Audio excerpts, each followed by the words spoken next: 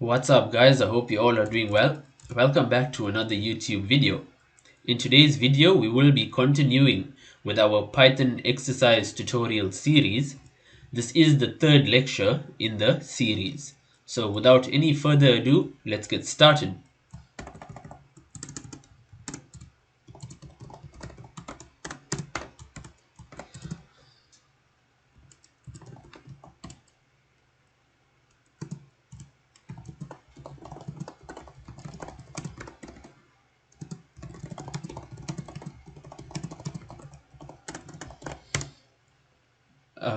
For this particular exercise, you'll notice that, the text is kind of a lot, right? As you'll see me typing. The text is a lot, but the question itself is not that difficult. So it's a simple program. I'll just type a bit more and then I'll have a short discussion on it.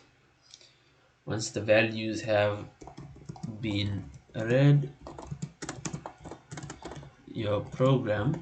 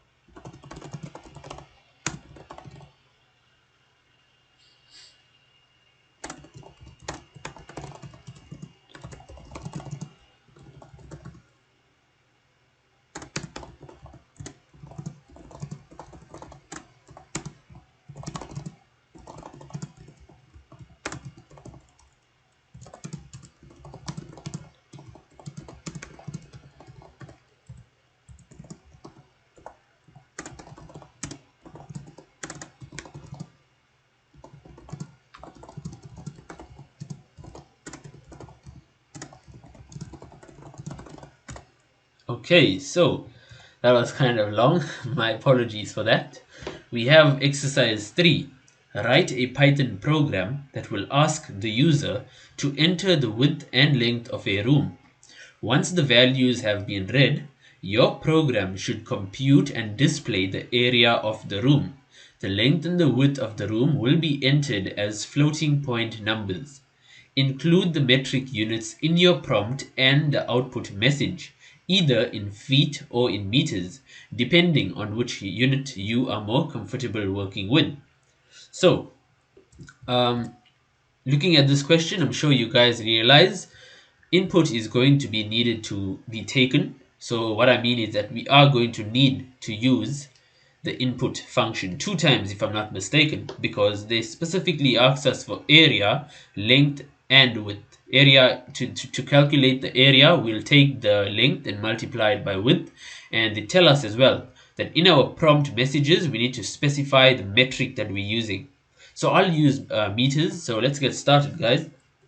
I will use meters. You can go ahead and use any metric you like. You don't necessarily have to restrict yourself to feet or meters, but anything you are comfortable with.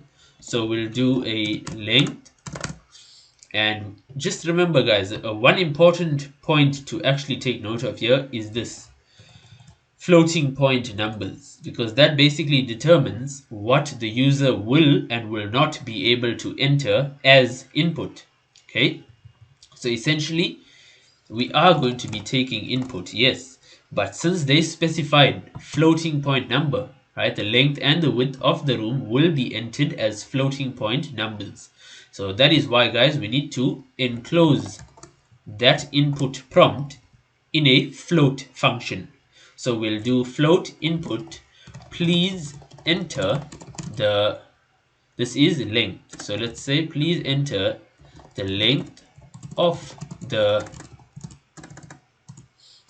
room, and I'll do meters in meters. Okay, afterwards we took length, but now we need to take in the width. So it's the same procedure, guys. We'll do a width is equals to float input, please enter the width of the room, in meters. Okay, that's part one of this exercise. Afterwards, guys, it's time for the actual mathematics. Not a lot of maths involved in this particular problem. It's a simple scenario of calculating the area. So we can do area is equals to, and we simply take these variables that we've created, length, and we multiply it by the width. Okay, so yes, we are taking length in. User will enter a length. Thereafter, we're taking in the width. User will enter a width. A behind the scenes calculation will occur, which is calculation of the area, length multiplied by width. And finally, we need to print this as a message to the screen. Again, it's important to keep in mind that the exercise asks us to include metric units in your prompt.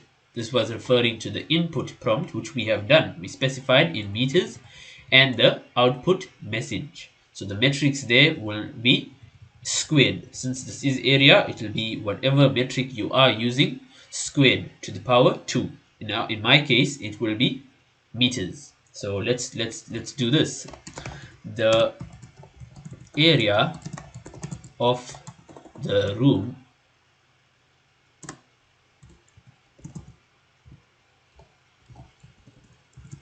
is comma area comma, and this will be, let's use a small m and squared. So like if you'd like to type in the word squared, you can go ahead and do that.